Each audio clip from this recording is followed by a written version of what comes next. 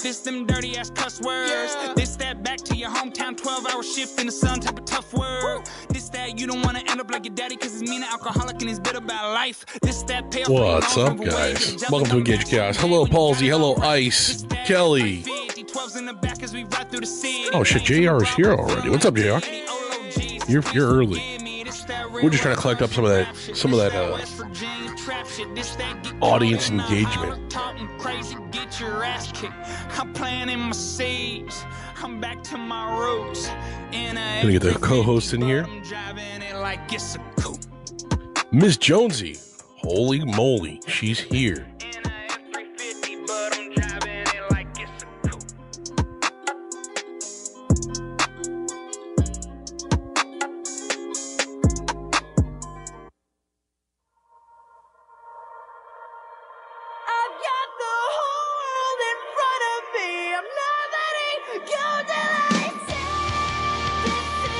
Suze! What's up, Suze?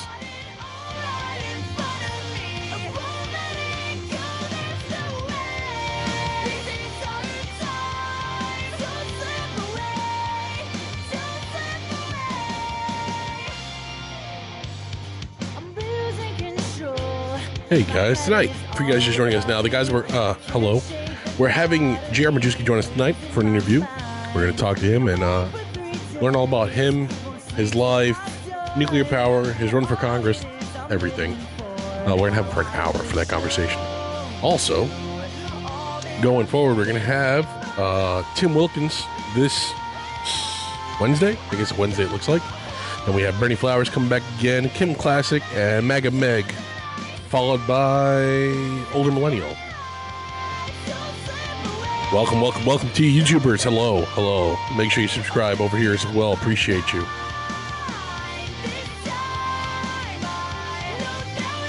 Shout out to the Only Brand down there for getting it live streaming on YouTube as well. Also, guys, if you miss one of the interviews and you want to see it, you can go check them out on YouTube at the Only Brand on YouTube. So you can watch it there if you want, if you haven't caught them. We have a lot. Thank you for the gifts, guys. I really appreciate it. April, thank you for the follow. With bringing content worthy of your follow. Going forward, guys, make sure you do give a follow here. Support here. We appreciate Charlie. Hello, man. Good to see you. There's the beard. Is the default here yet? Oh, the default is here.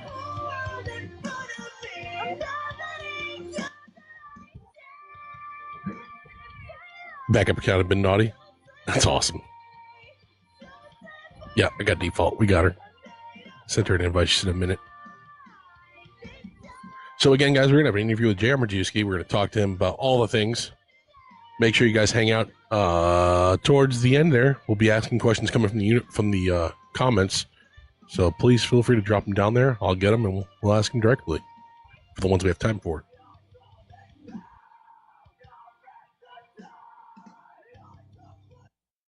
What's up, Beard? How are you today, man? Fan-friggity-tastic.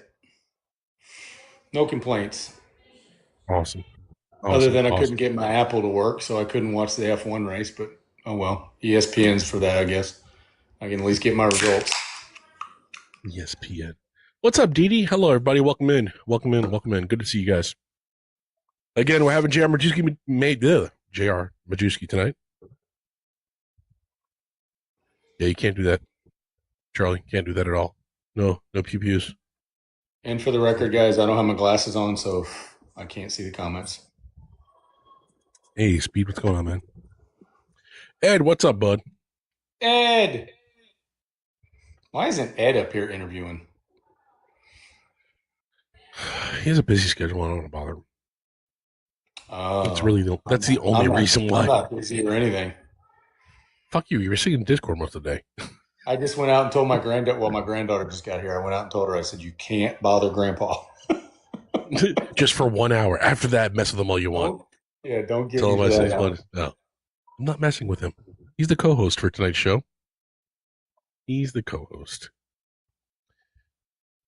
Well, movies. I know, Charlie. I know, but TikTok doesn't like it when you're doing it as a normal person, I guess. I can see the comments, but sometimes I have to squint to make out what they are. So green-eyed, I see it. But if they move, I can't focus on them without my glasses. So. Yep. Once again, guys, we're interviewing Jeremy Majewski here shortly. Make sure you guys give a follow. We're waiting for default to go up here. We'll start in about 7 or 8 minutes. She's going to come up here looking hot and drown both of us out.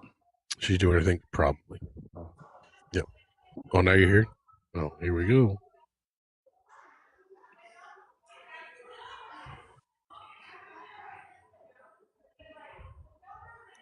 Trump is giving the Iranians up to $25 billion in sanctioned funds. Are you sure about that, Benjamin? Are you sure about that?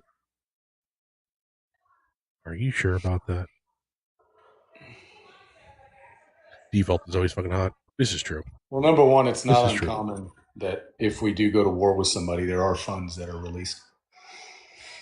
Well, Charlie, I'm assuming what he means is, I'm a leftist, you know what I'm talking about. That's what I'm assuming he was trying to say.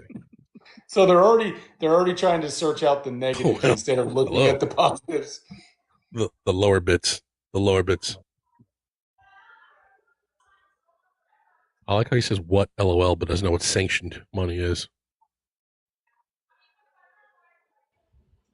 I just noticed that's a Florida Gator shirt and default's Piek. Oh, there in the profile. Is it a Florida Gator shirt? It's the Gator. I wasn't looking at the Gator. I was looking at things below it. Anyway, guys, remember we've got Lisa Marie. We've got Jeremy Majewski down there in the comments. He's going to be joining us shortly. I'm just trying to collect up the audience. Make sure you share this out, guys. Let people know we're here. Support the live, support the co-hosts here, and support the guests. Told you. She's going to make us all look like dogs now. Yep. I quit. For you people who have questions, can you turn your camera? All right. For you people who have questions for JR, feel free to drop them down in the comments. I'll try to get to them. We'll try to get to them all. I'll let you guys know when the comment section questions will be coming up. All right. JR, type something in the comments. I can bring you up. We'll start a little early. We get a couple extra minutes. Why do we want to do that? Why not? We have people here. You mean we have to give him 5 more minutes to talk? Yes. Mr. Majewski, I'm ready whenever you are. I know you are. But what am I? There he is. Let me turn my camera on. If I have to do it, you have to do it. I'm sorry. It's the rules. Here we go. Them's the rules. All right. So first off, hello, JR. You know the band Beard 13, and you know the default question. And myself, I'm Enoch here. This is the Engage the Chaos thing. We do interviews here Wednesdays and Sunday nights. Thank you for being a guest. I appreciate it. It's very, very kind of you. No so problem. I know you quite a bit. We've talked a lot in the past about all the things. I see your stuff on YouTube and on here often. We're going to dig in a little deeper than that. We're going to dig into you and your life and what made you who you are today. Okay. All right. Down for that. For right now, for those who don't know you, I need you to tell us about yourself over the next 3 to 5 minutes. Go for it. I don't even need that long. I'm J.R. Majewski. I'm from Northwest Ohio. I am an Air Force veteran. I'm 47 years old, born on Veterans Day, 1979. And I've spent the past 23 years working in nuclear power. Married to my wife, Nikki. We've been married now for 23 years, I think. Something like that. I just don't forget the anniversary date. I might forget the years, but I got 3 dogs, 2 Rottweilers, and a little French bulldog. So that's awesome. It's pretty much my first question for you. You said pretty much, but there's so much more. You shortened that so much. It's not even funny. But I know you've been in the nuclear sector, nuclear industry for over 20 years. Am I correct? Yeah. Mm-hmm. Okay. You've done everything from project management at Davis Besse and worked for major utility companies. What are the most significant operational? Oh my gosh, my question just went away. What are the most significant operational or regulatory challenges you've tackled so far, and what lessons from those experiences could benefit the broader industry today? Well, personally, I think just striving for excellence. I started off actually in the security group at Davis Bessie, and the site vice president found out I had a master's degree, and he liked my initiative. And I would volunteer for work because, like I said, I didn't have kids. And this was right during the Davis Bessie had a reactor shutdown for almost having a hole in the reactor head. And so I was watching my friends, miss out on their kids' baseball, football, basketball games on the weekends. And so, I just said, you know what, fuck it. I'm going to volunteer to work for them.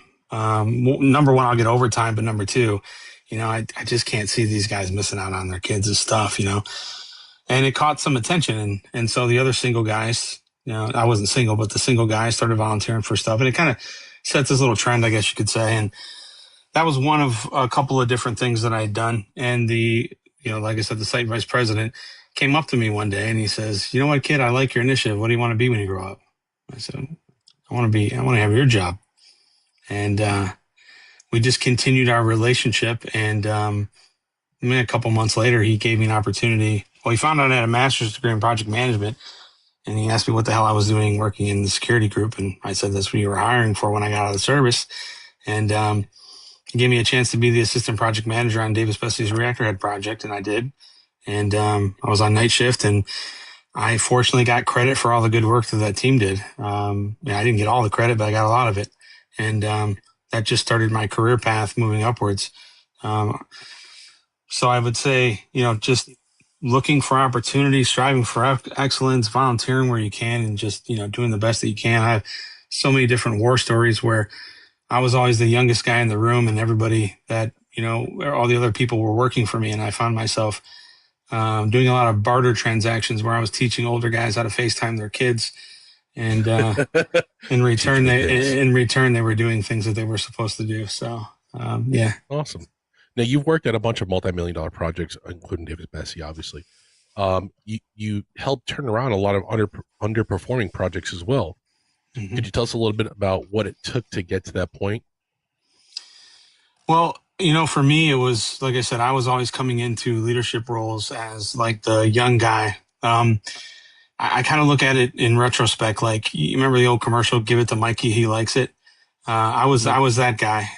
Give it to JR, he'll do it, because I would never say no. And so the leadership teams would often give me, ownership of groups or departments or teams that were, I would always look at them like the Bad News Bears. It wasn't that they couldn't perform. They just didn't have the teamwork structure.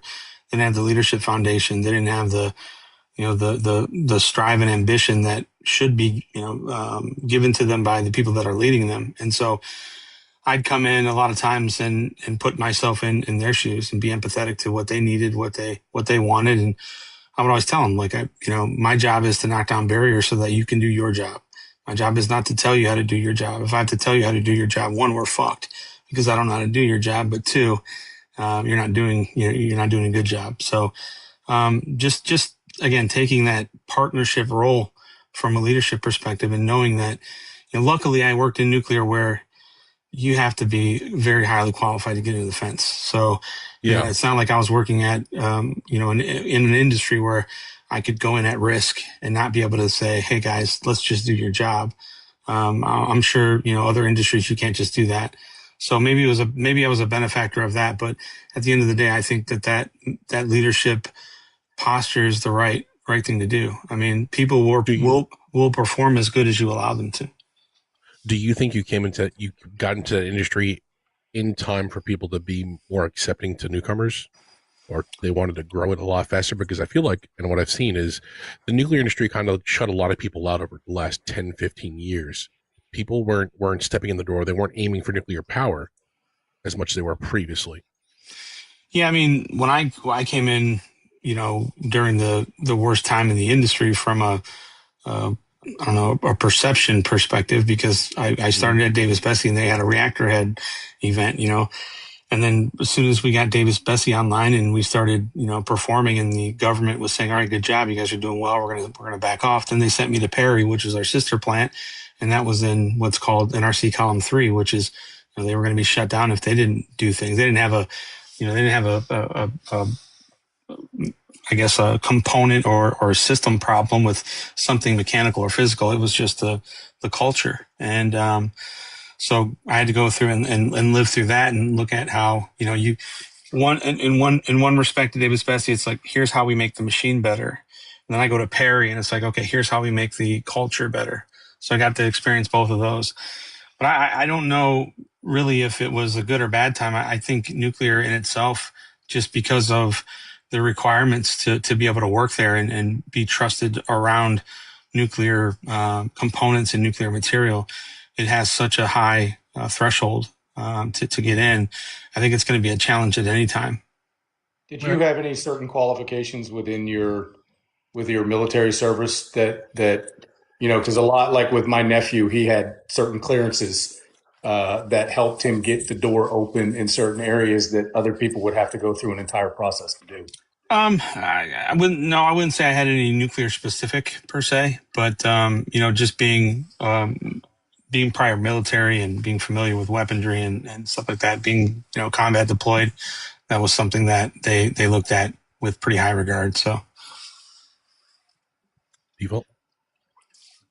Do you think that, I know that you said that they hired you specifically because of your education, the master's, the furthering that you went on your education. Do you think that that is what you accredit for your post-service success? Or do you think it was, something that you gained from the leadership in the military that made you such a good leader in the industry? well, I finished my master's while I was working full time at David Spessy, so it wasn't something that I had before. But again, getting into the industry was really just about my military experience. The what was available, or maybe what I thought I was capable of doing, I didn't apply for. Number one, they weren't hiring, but I didn't seek career growth right away because I was intimidated by the industry. I was intimidated by some of the people that were there. It was just like a bunch of super smart, nuclear engineers and physicists. And here I am, just a dude that knows how to be a project manager. And I didn't quite understand how, one fit into the other. And actually, when I got promoted to be a project manager, it was a big shakeup with the company, because a requirement to be a project manager before me was, you had to have be a senior reactor operator. Well, that's like the top. That's like being a senior reactor operator in the industry is like being a pilot in the Air Force, right? So it's like the top thing you can go do. It has all the responsibility. So I argued with them like, okay, so in order to be a project manager, you want me to have some SRO. It's not even applicable, right? I have a master's degree in project management. I'm a certified project management professional. The two highest things you can get, and you're telling me I'm not qualified. Well, they had to rethink their entire. They actually did. They rethought how they looked at these positions, because historically project managers in the industry were failures because they were being put into positions that. I mean, being a project manager has so much reliance upon interpersonal skills. And a lot of these people, they didn't have that. They couldn't stand up in front of a group of people and talk. They could be in a control room and they can operate a power plant, but they can't be in these other environments where for people like me, it's kind of the other way around where, I could learn how to be a reactor operator, but that's boring. I don't want to do that. Right. How long did it take for that path to come to fruition? How long was it from military service to that role in project management? About 4 years. Yeah. About 4 years. Yeah. That's not bad. I mean, and it probably felt like a lifetime at the time, but looking back, is that just a blip and now it has helped you propel? Yeah, perfect. Yeah. So be patient, young ones. I feel like an old man today. Good, Beard. Well, you touched on one of my questions. Actually, you pretty much outright answered it, because I was going to ask you where your education was. Was it more on the technical side or more on the project management side, which you covered? And I'm involved in certain aspects of capital projects, things of that nature. And I see, and I'd like to know your thought process on. I see the nuclear power coming back to the forefront where it had kind of fallen off. I've seen it over the last, say, 10, 15 years in the UK specifically, where they put a heavy emphasis on nuclear. I know in France, they did it a while back, and now, all of the environmentalist wackos are bitching about that because they want to get off nuclear. Yeah. So where do you see nuclear? Do you see it as I do expanding more, especially with the SMRs? And if you could maybe touch a little bit on an SMR to kind of explain the difference between a traditional Yeah. reactor versus an SMR. So right now we have what's called light water reactors. They're the big behemoths, the 1,000 megawatts, and then the SMRs, the small modular reactors. Those were an advent created by people looking to get into the industry or people that were in the industry that were looking to streamline increasing the footprint of nuclear power in the U.S. And it was all kind of a reaction to overregulation, which led to some pretty extensive capital costs when you're talking about constructing these new facilities. So with that said, I at one time was pretty bullish on SMRs, but at this point, I'm not. I don't think SMRs are going to go much. Not in the commercial world. I think there's a life for SMRs, maybe in some special scenarios, like for the military, or for some type of special situations where they need to deploy, a good reliable power source, like into, maybe in some peacetime missions or something like that. But I don't see it being something that hits the commercial market. And the reason I say that is because the Trump administration is doing so much right now to pull back the regulatory positioning of the government. So the Nuclear Regulatory Commission oversees the industry. And for years, they've been somewhat of a blockade rather than serving what they're supposed to, or what they were intended to serve, which is to help promote and get new nuclear power online and do so safely and reliably. But again, for years they've been more of a blocking mechanism. It's been extremely difficult. So the Trump administration has done a lot of changes, a lot of cuts. They've repostured their mission focus with the NRC. So I look for them to be a little bit more, right foot forward on getting new plants online. But that being said, I think right now, there's a lot of focus on nuclear, but there's, in my opinion, and what scares the shit out of me is there's a lot of focus from people that have no business and no experience focusing on nuclear. And what I mean by that is you have all these AI tech bros that are stepping into nuclear because they have a lot of money and they're looking to position themselves into, number one, owning the power purchase agreement, which is, being on the receiving end of the power. But number two, being the owner operator. And, unfortunately, in every circumstance in the United States where we've had an incident in nuclear, because we have very, very safe systems here, unlike what is in Europe and Japan and Russia, where they've had accidents, we have safety mechanisms built into our plants that prevent those catastrophes. But every time we have had an incident, it's been because we've had a conflict of safety and profit. And Trying to save money, get to that bottom dollar. well, that and trying to make money, right? And every day that a nuclear power plant's down is effectively like $1 million of profit loss a day. And so when you're looking at guys and gals that own AI, their entire mission focus is 100% producing power. I'm afraid they're going to look at maintenance outages and required component chains out and refueling more as a failure than an opportunity. And the culture in nuclear is very, very different than you'll see anywhere. I've worked in, automotive manufacturing. I've worked in a couple of different, major construction. I've left the industry to go kind of dabble my feet elsewhere. And I can tell you that nuclear is a very, very unique industry from a culture perspective. You can go to almost any plant in the United States and they're 1 to 2 degrees off from a culture perspective. They all kind of operate and act the same way. And, they don't, they're states away or miles away. And that's all because the industry is so tight knit, because it has to be, because of the safety ramifications. And, if we start, letting Sam Altman run our nuclear posture here in the United States, I think we're going to have a pretty bad future ahead of us. But the president's a smart guy; he'll figure it out. Right now, he hasn't. I want to ask, just to kind of follow up. I kind of nerd on this shit because it's what I do as well. Do you think there's a way, especially with this, because we're going to have a massive increase of power needs with AI, with data centers, with those, and I know you can see other things like LNGs that are being scalable to be able to assist either the city municipality to pick up a load on peak areas, stuff like that, or do you think nuclear could have a scalable size to where they could be part of that, maybe to run some of these centers, things of that nature, as that demand goes up?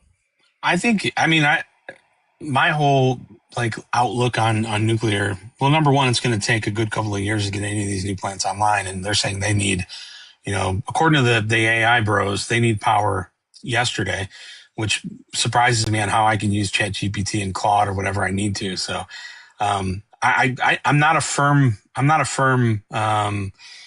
don't know, prescriber to the shit that they say about, we need nuclear for AI and we have these huge power demands. I think a lot of that's fluff. And I think it's fluff because the people giving the estimates have no idea on anything but profit. And so they want us to feel this sense of urgency that if we don't do this, that, and the other, we're not going to be able to survive. I think the real opportunity right now is our grid. I think our grid is extremely susceptible to failure. But to answer your question, I wish the United States, from an energy perspective, would take a consumer-focused approach where we would let the people pick the power based on what they're willing to pay. And we should take the government out of the business of picking winners. They should not be able to subsidize one form of power over the other.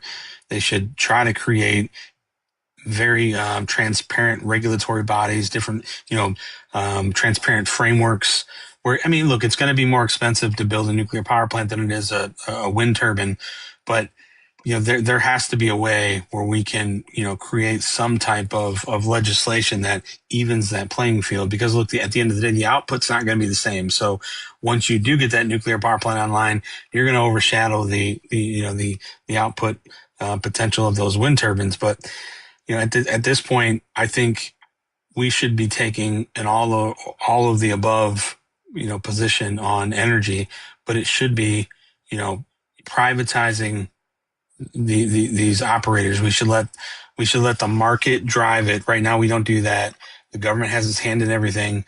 The Department of Energy thinks that they know how to do everything. That they 99% of them never worked anywhere but a lab, right?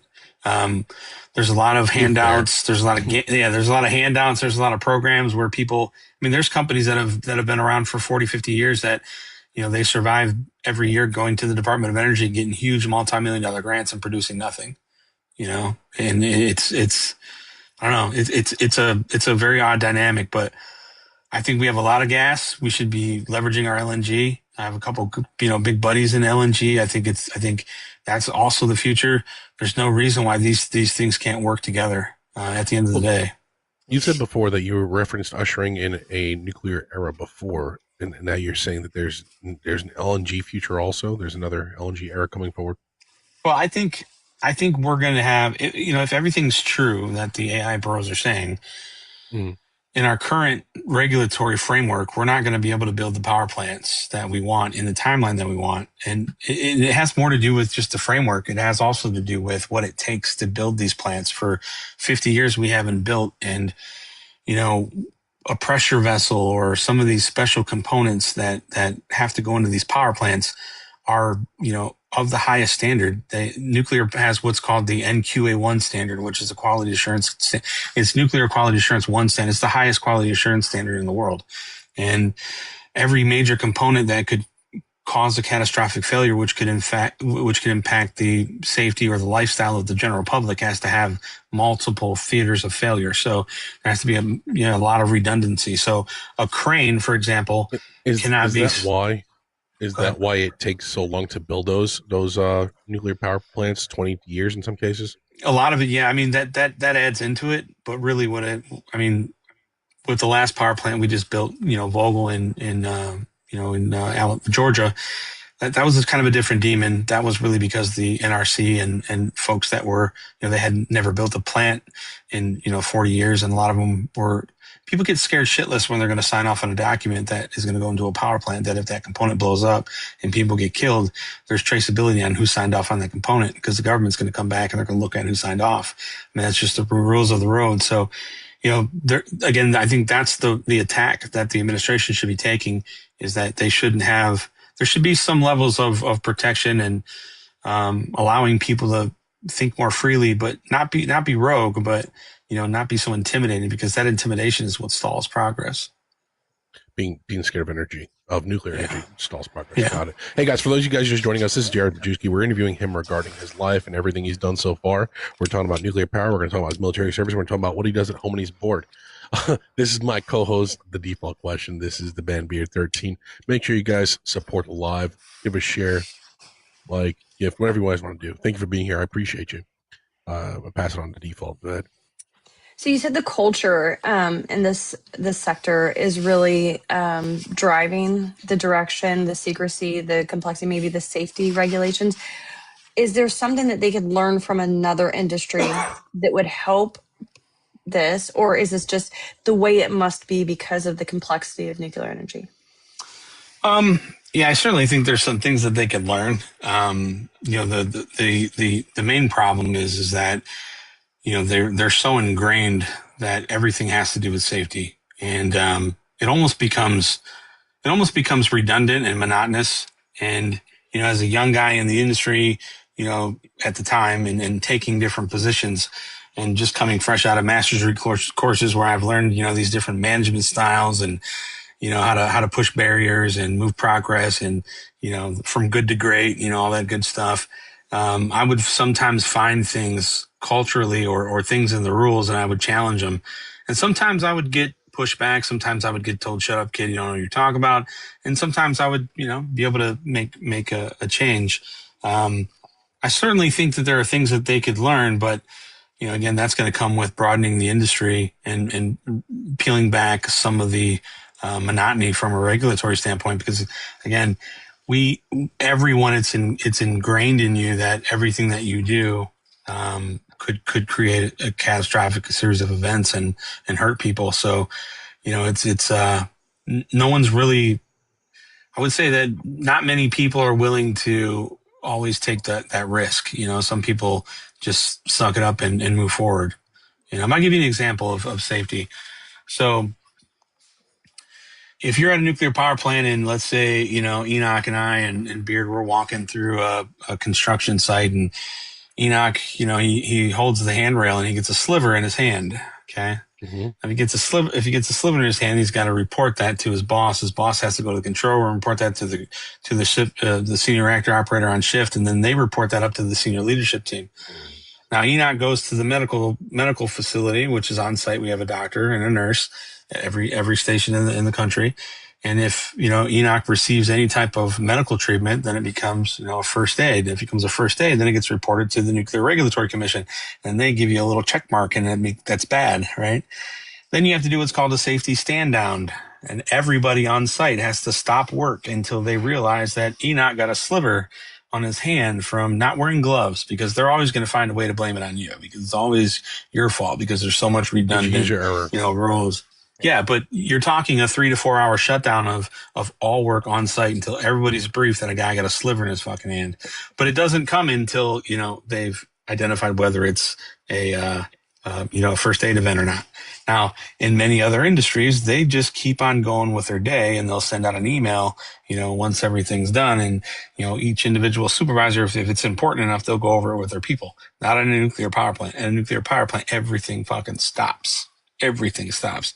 And I could never understand why we did that. It bothered the shit out of me, because ultimately we're passing all that cost on to stop work to the people paying for our electricity. And we have to know that.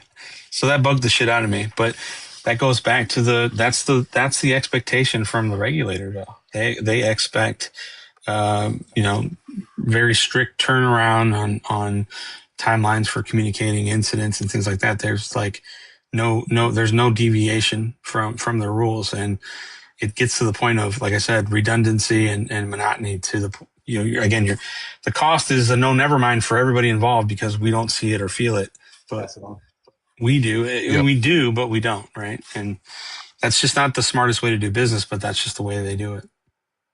When you're talking about these safety stand downs, would you consider that one of the reasons why nuclear energy is one of the safest forms of energy? Yeah, absolutely. Absolutely. But, the cost of that it's expensive for reasons that, it doesn't need to be expensive for. I think there's a smarter way of doing those things.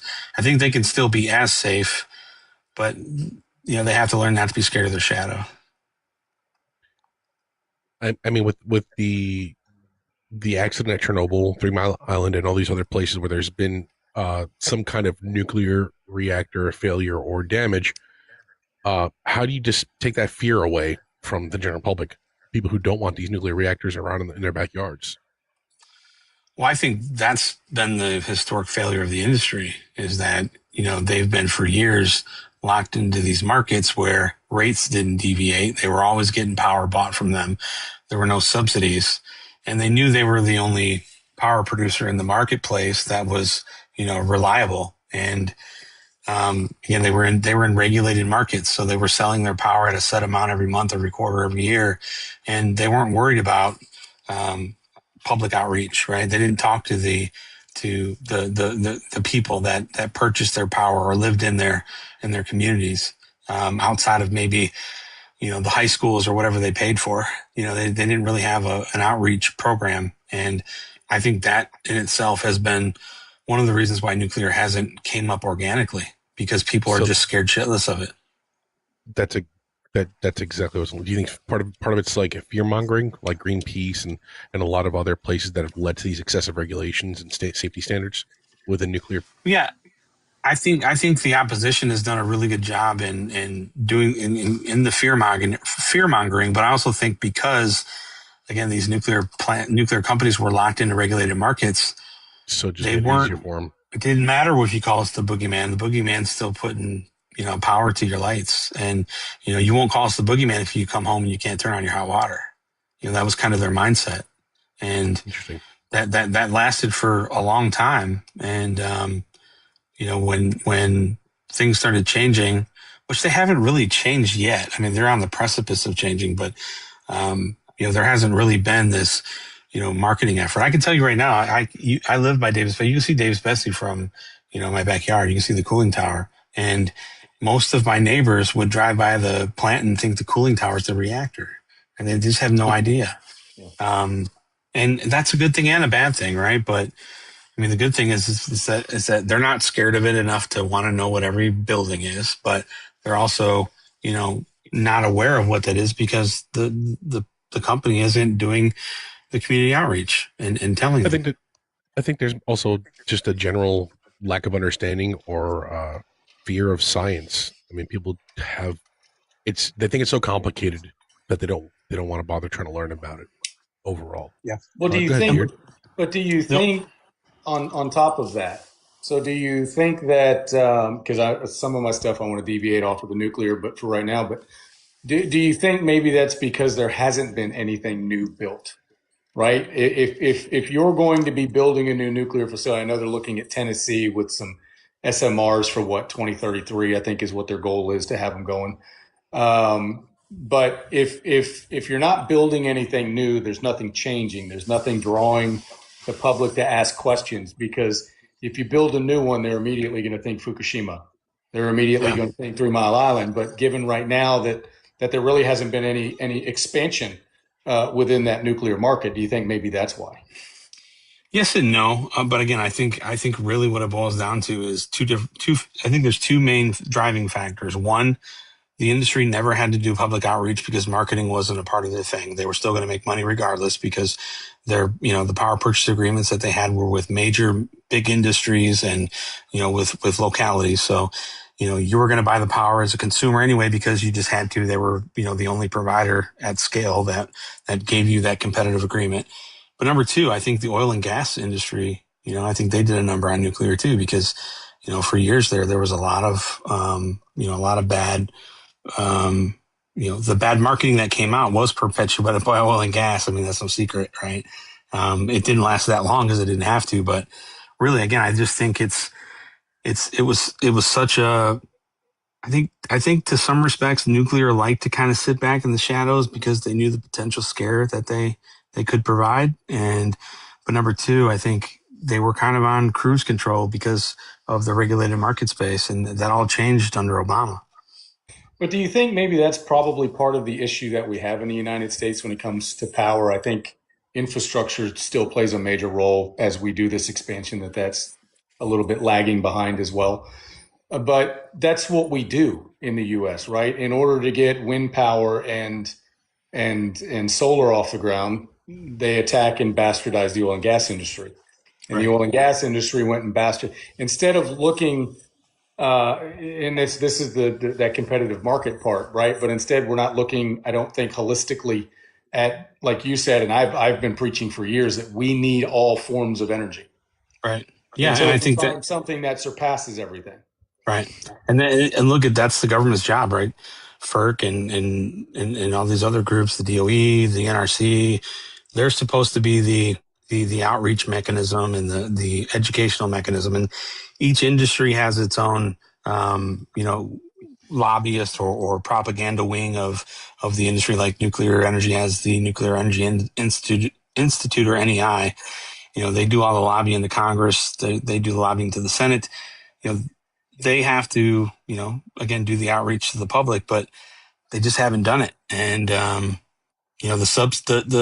wind and solar, I mean, they have, because there was a lot of money, at stake for them. They were almost fully subsidized. So, it was worth it for them to do all the marketing schemes and the flyers and the commercials and things like that. But, for the legacy power producers, I don't think they just never have had to, but that doesn't mean they shouldn't have. I mean, I think at this point now, I think we're here now in a position where we may be forced down a road of following the lead of a bunch of billionaires on which power they want, rather than, what power is good for the average everyday American.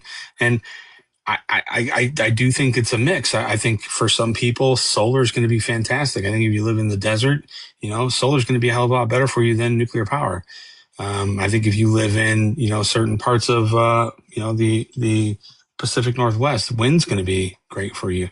Right. And, if you get locked into some power purchase agreement from a nuclear power plant that's being built because, Bill Gates and Terra Power want to throw something, on your local, water stream, that's not where I think we need to be. But I don't know.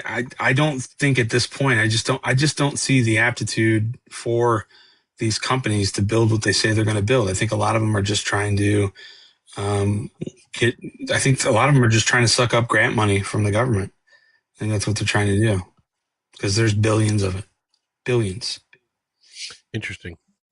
Hey guys, once again, this is Jared Majewski. We're talking to him about all the things. My co-host here, Default, and the Ben Beard. You guys make sure you share the live out. Let people know we're here. Please keep tapping the live. For you guys who are down there tapping away, I appreciate you. Thank you very much. Also, thanks for all the gifts, guys. It will go towards a good cause. Going forward, JR, you spoke about reforming parts of the Department of Energy, or at least some policies there. And some are proposing scrapping the Department of Energy altogether to get better nuclear support. What's your take on the federal role there? Scrapping the DOE altogether? I mean, I think at some point, not necessarily scrapping. I think, what's your opinion on either reforming, scrapping, or changing their role versus private sector and all that fun stuff? I mean, I think the president is doing the right thing. I just don't think that. I think the president I think he has the right intentions. I just think right now there's so many people within the administration, and I don't think anybody has the understanding of nuclear power right now is the biggest chip on the table, right? It's the most expensive endeavor on the table. In what way is it the biggest chip? Just in cost, price, or money making? From cost, from money to be made, from potential money to be made, from jobs brought to the market space, from improving the everyday lives of the American people. I mean, in every facet of society and every facet of anything that you would ever think with respect to greed and power and money, nuclear is the biggest thing on the table. And why is it why is it the big monster under the bed nobody wants to pull out? It's not that nobody wants to pull it out. A lot of people want to pull it out. It's just the wrong people are getting under the fucking bed. Well, when I say pulling it out, I mean, why aren't there people having the discussion out in the open like you do often? Like, Charlie does energy down there, and when these discussions happen often, but I don't think they happen on a big enough scale for people to understand how valuable nuclear is to the American family. Well, I mean, a lot of it is that the trajectory that it's been on, right? When the AI guys come in, look, here's my thought. I think the AI guys know that they can run AI off the power we have right now. Okay. Mm-hmm. I think that they know that they can. They've positioned themselves to say that we need nuclear power, and they got into these power purchase agreements because in doing so, they're getting these local municipalities and ratepayers to pay for their fucking data centers. We are paying for their data right now. You are paying for their data centers 3 times. If you got a monthly subscription, if your locality is giving them some type of a tax deal and they're not paying any taxes, and also you're paying for it, out of, the grant money that they're getting, right? That's all of our money. That's a triple dip. And I think at some point, some of them are going to try to build power plants, but it's an industry where failure is not necessarily a bad thing as long as you don't hurt anybody, right? So, they can get so far down the line and just not, get it over the finish line because we haven't had anybody over the finish line in so long. And, from point A to point, or from A to Z, right? Within that, space, there's a lot of money for them to put in their pockets and to push over certain things. And I really don't think it's within their best interest in some regards to build these power plants, because I don't think that they understand what they're getting themselves into. And I think maybe some of them do, but I think that this is just another big chess match between highly wealthy people. And I think they're going to, I fear that they're either going to push the president and his administration to cut corners and pull back regulation where the regulation needs to stay, and they're going to end up hurting somebody or something. I was just about to ask that. Yeah. Or B, and when they do, it's not going to be just something that hurts these new reactors. It's going to hurt the reactors today. It's going to hurt the whole industry. Do you think it'll? Yeah, I was just going to say it'll hurt the whole industry overall. Okay. Yeah. Go ahead. Are there other nations that are doing nuclear better than America? And if we don't do something, are we going to lose, the ability to stay on top? If we're on top, even. I don't think anybody does nuclear better than America. We invented nuclear. Mr. Fermi in Chicago invented nuclear, right? We've almost every aspect of the technology has been invented by us. But what I think we did for 40, 50 years, we got certain things through at the DOE and the labs, and then we just made it public information, and we threw it in files, and we let China and India and all these other countries come in and pilfer our technology. And now they're starting up plants that we only dreamed of. And, the one missing area where we are failing and we are behind is we're throwing our spent nuclear fuel into big concrete and metal canisters, and we're just throwing it, onto these big concrete pads across the country, and we're not recycling the fuel. And, all these other countries are doing that. Is there a way to recycle it that's efficient and that can be profitable? Yes. It's multiple ways. Multiple ways, but I'm not a nuclear energy guy.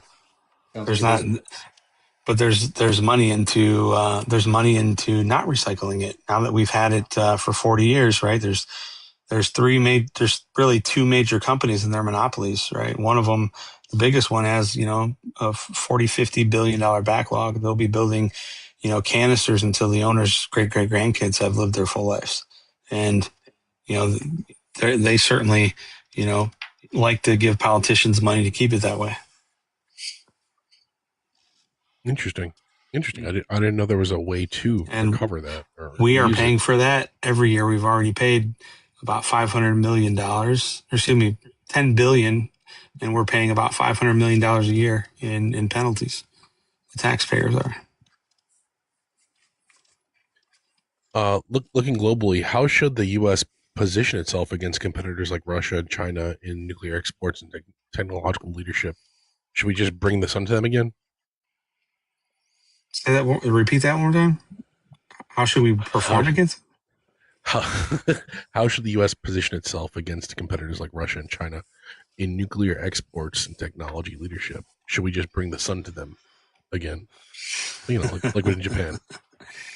I just think we have to stop being afraid of the technology. We have to understand how safe it is, and we have to be We have to communicate that everything. Look, everything's that you can drown in a tablespoon of water, but you still eat soup, right?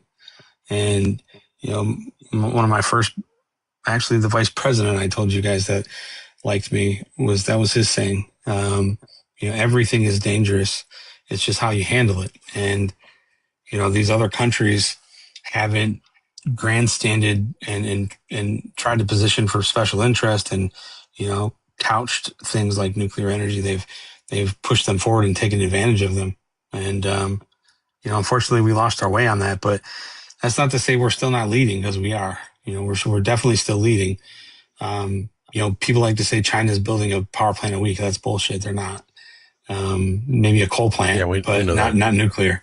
That's just all, just all bullshit jargon to get people excited, right? But look, if China has an incident, how's that going to affect us, right? Because that will affect us, right? So, I mean, from an industry perspective, I don't think nuclear knows any bounds. I think it's not just U.S. It's more of a global thing, and there's global, bodies that we all talk to each other, and I think that's the healthy aspect of the industry. But I think the U.S. needs to stop hiding behind regulations and legislations that are just doing nothing but making a very marginal group of people wealthy and hurting the American people overall.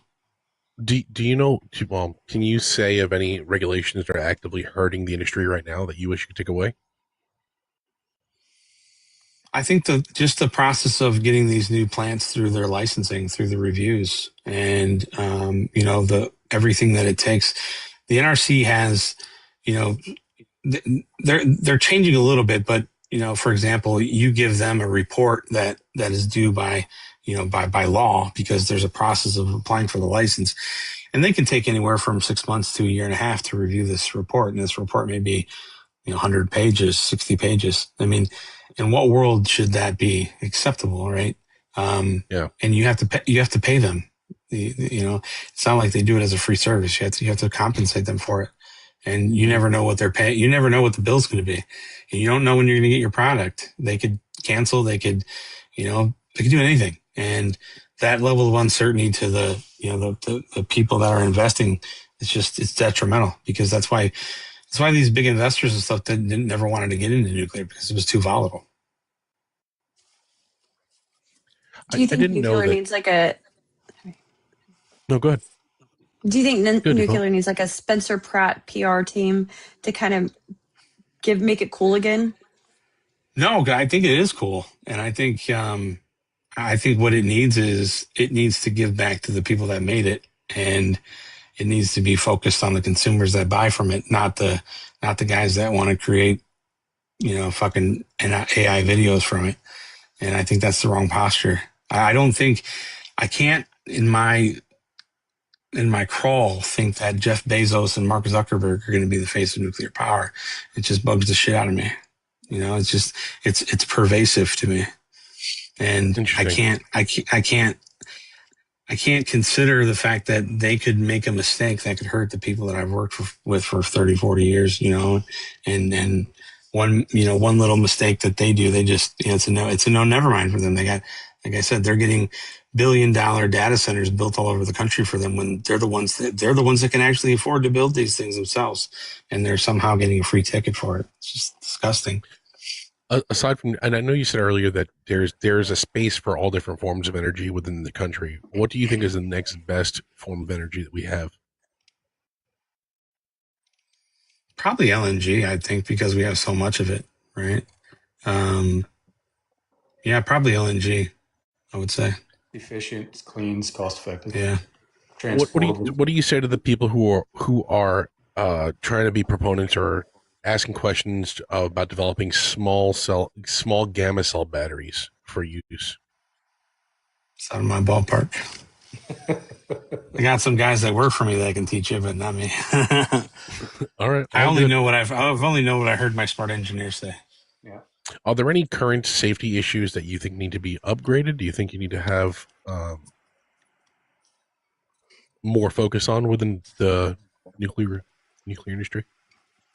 No, not really. I think for the most part, again, nuclear is safe. I think it's safe systematically. I think the only opportunity that we really have is unburdening the taxpayer and closing the fuel cycle. That means recycling the waste and putting it. I mean, 96% of spent nuclear fuel can be recycled, and we can turn what's, I don't know, what is it, 900 metric tons or some stuff. We could turn that into nothing by just recycling it. So the idea that's been tossed around since the 1940s, well, 1940s when they dropped the nuclear bomb, having a nuclear powered vehicle or automobile that's available to the public. Do you see that ever happening in the future? No, it's too dangerous. In order to have radioactivity, next thing you have to have so much shielding.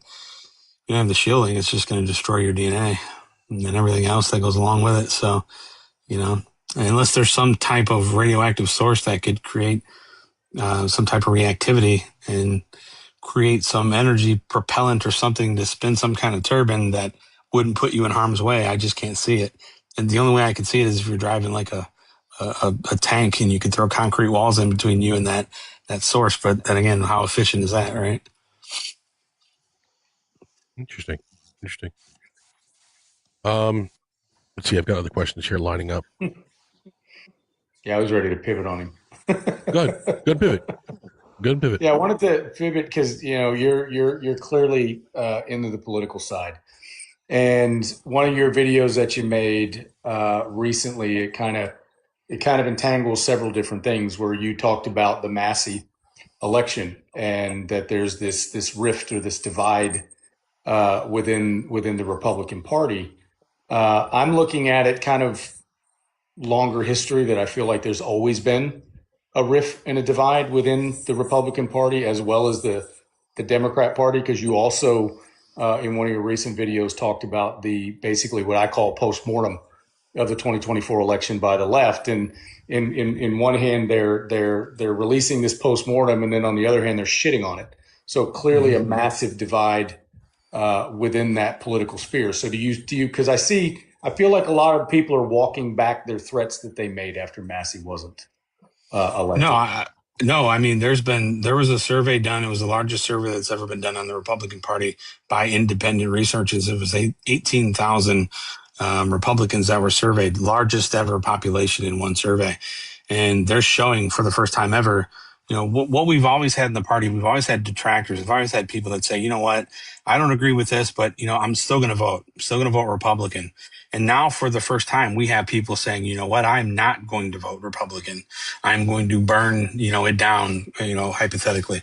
And that's what scares me, because that represents over, 36, 37% of the voter base. And if we don't have that 36, 37% of the voter base, we don't beat Democrats. And that's what the president knew. And that's why he postured his campaign that way, because we had to attract new people to the party, because we have, we don't have, the boomers and that's it. We have the, what they call the silent, the silent generation, right? And that sometimes can be confused with the silent majority, but they're not, right? So you have the silent folks, then you have the boomers, then you have the Gen X, Gen Z, and millennials, and they're all torn. And actually just looking at it today, and, the demographics of each one of those bases are just so off. I mean, just so odd. I mean, to see, but they're accurate. I mean, and, I think the personalities involved right now in our party, the people that hold the various power structures, they, outside of maybe 3 or 4 of them, they don't give a shit if we win. They're going to retain power anyways, and they would rather at some point have power without accountability. And what I don't want to see is, how you remember how the Tea Party was, right, in 2012 when, we come off big wins, and then the Tea Party starts eating themselves alive and start infighting, and next thing you know, they all hate each other. I mean, we're at that point times 20 because we have bigger personalities right now.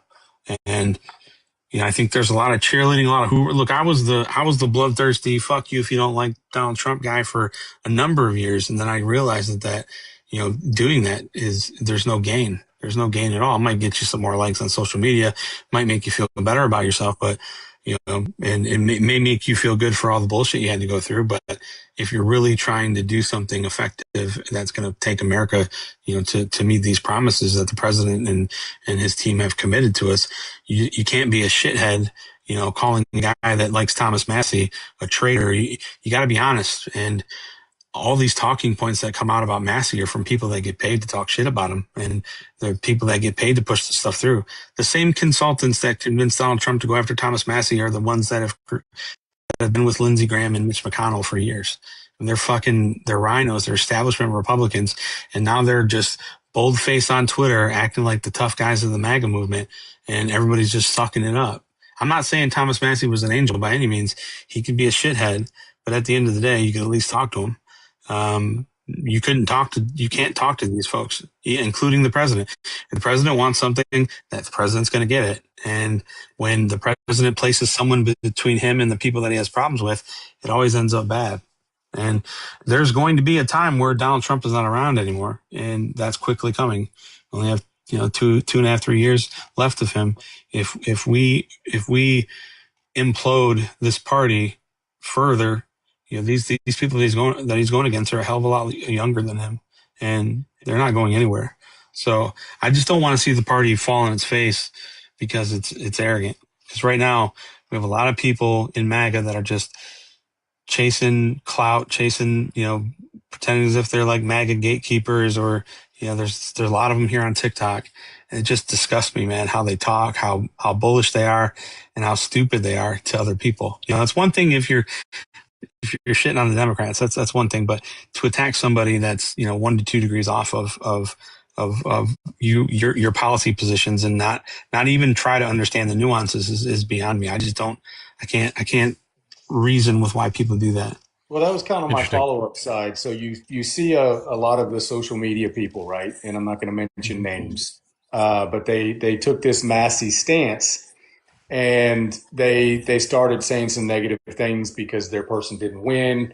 We were to the point where if the left didn't win or the right didn't win, you fought it out. But now we're fighting amongst each other if our candidate didn't win within the primary. And then these people are facing that backlash, and they seem to be struggling with that backlash. At the same time, they want to get into politics. What kind of advice would you give to somebody that's on TikTok that all of a sudden thinks that they're prepared for what's going to come their way if they take a step off of social media into the world that you were in? Because you saw it firsthand, right? Yeah, I think it's case by case. I think at the end of the day, if you believe that you're a social media personality, and just because you're a social media personality, if you've never done anything else, if you've never contributed to society or fed your family or done anything worthwhile, you will be sadly mistaken if you want to jump in and get elected by your constituents. It's one thing for them to hit the like button, and then it is for them to trust you to deliver results. And I think that is the bane of the content creator or influencer, is that they're so full of themselves they should be in a straitjacket sooner than they should be in an office. And so it's hard for me to it's hard for me to give those people advice, but like on a case by case basis. But look, at the end of it all, these elected officials don't give a shit about content creators. No, once their message is pushed, we'll use them for views, clicks, and notoriety. Guys, for you guys just joining us here, we've got a few more minutes left with JR, about 10 more minutes left with JR. This is Mr. JR Majewski, leader in nuclear power nationwide and globally. I'll just say globally. Why not? We also got the Band Beard 14 here and Debo. I'm here as long as you need me. I got nothing going on. Band Beard what? Oh, we're not trying to make this an all-nighter deal. I know you can talk all day. All about all this stuff, but I do appreciate you being here. I do appreciate you being here. As far as some nicotine, so I'm going to pause my camera, but I'm still here. Go for it. I have one question coming from the audience here for you, and the question is: Hyman G. Rickover is the father of naval nuclear power. Has Mr. Majewski read or studied anything from him? Everybody knows who Admiral Rickover is. Yes. If you don't know who Admiral Rickover is, you're probably not. You probably haven't been in nuclear power long, or you haven't been paying attention. He's one of the nuclear titans, is what they call him. So, yeah, he's a great guy. Everything that we do effectively in nuclear power, to some respects, can be traced back to him. His striving for excellence in everything that you do, perfection is expected, excellence is tolerated mantra. I mean, it all comes back to him. And also, you've been doing content creation for quite a long time. What makes you want to be the guy that's out here arguing with the liberals, the leftists, or fighting the good fight for President Trump, and being out here, just kind of dispelling the BS about nuclear power as well?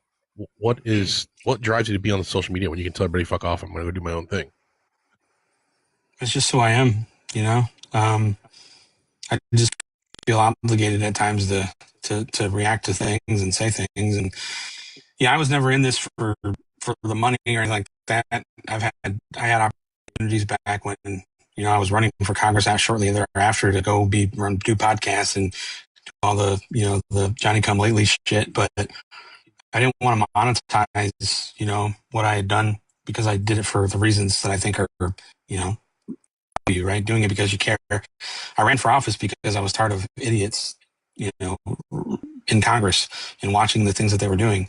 And I believed in the president. I still do today. And, you know, everything that I do, it's just who I am. I just don't know anything else. I would go crazy if I wasn't able to, you know, as much as I hate seeing some of the content creators that just talk out of the side of their ass because they want people to get excited and they fucking lie. I want to call them out and name their names, but I just know it's not worth it at the end of the day, because Feel targeted again. It's not worth it. So JR, you. I know it's not me, but you've seen people like me out there who purposely try to rage bait and make people get fired up, and then people who want to do things like this and have real content, real conversations.